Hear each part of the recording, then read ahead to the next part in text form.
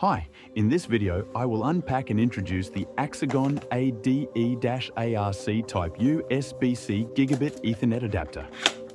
The most important specifications can be found on the box. Opening the box, the device is immediately revealed to us.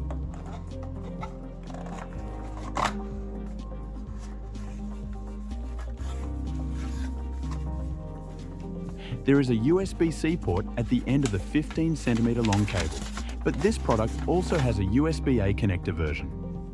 The product's cable is sufficiently flexible. For the sake of example, I brought an Ultrabook that does not have an Ethernet port. The laptop immediately recognizes the adapter. No other settings or software installation is required. You can see on the adapter that it also has built-in light indicators.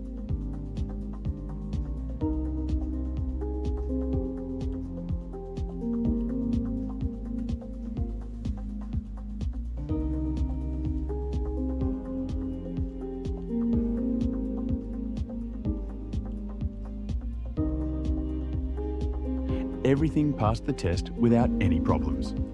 Overall, I can recommend this product due to its affordable price, proper operation, and extremely easy setup.